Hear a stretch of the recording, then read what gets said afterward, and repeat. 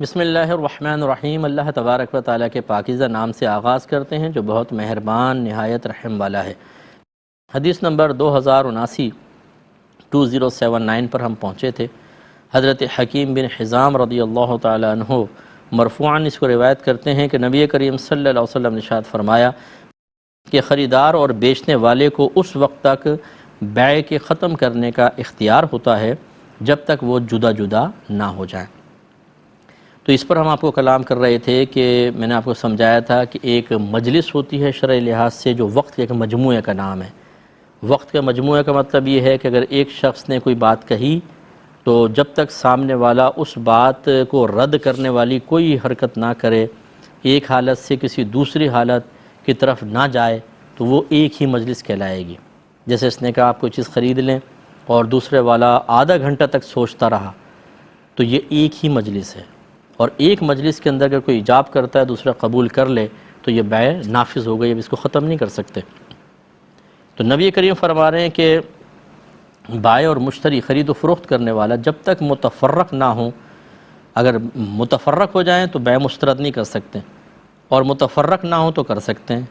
تو احناف کے نزدیک یہاں پر قولی طور پہ متفرق یا جدا ہونا مراد ہے۔ ایک ایجاب کرتا ہے، اگر سامنے والا قبول کر لے تو قول متفرق ہو گئے، جدا جدا ہو گئے، یہ ایجاب یہ قبول، اس کے بعد بیع مسترد کرنے کا اختیار نہیں رہا۔ لیکن اگر اس نے ایجاب کیا، مثلا اس نے کہا کہ جی آپ یہ خریدتے ہیں چیز، جو پہلے آفر کرتا ہے وہ ایجاب ہوتا ہے، اور میں نے کہا کہ نہیں میں نہیں لیتا ہوں، یہ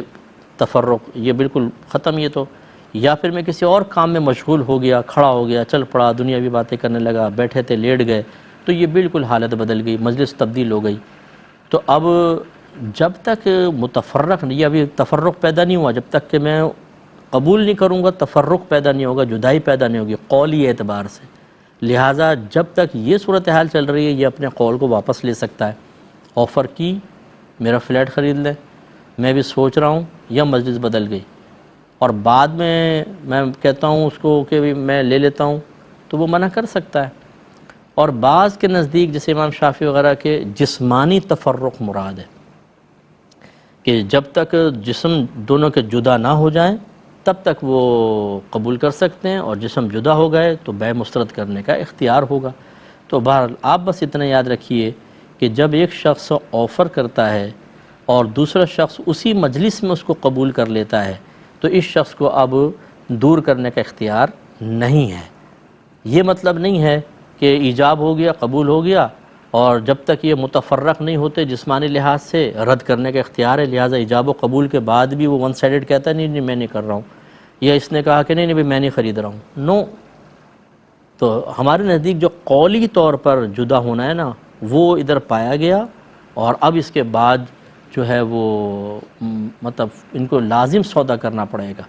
اگر جسم چاہے اب جسم جدا ہوں یا نہ ہوں، بس یہ بس ذہن میں رکھیں۔ اور آسان یہ ہے کہ جب ایک طرف سے آفر ہو آپ نے قبول کر لیا تو اب دوسرے کی مرضی کے بغیر سودا ختم نہیں ہو سکتا، قبول کرنا ہی ہوگا۔ اور سرکار نے ارشاد فرمایا پس اگر وہ دونوں سچ بولیں اور عیب بیان کر دیں تو ان کی بیع میں برکت دی جائے گی۔ ہمارے ہاں کیا کہتے ہیں کہ اگر سچ بولو گے تو سودا ہی نہیں بکے گا بھائی جان، جھوٹ بولو، جھوٹی قسمیں کھاؤ۔ وہ سیلز مین زیادہ سیلری رکھتا ہے کہ جو اتنا جھوٹ بولے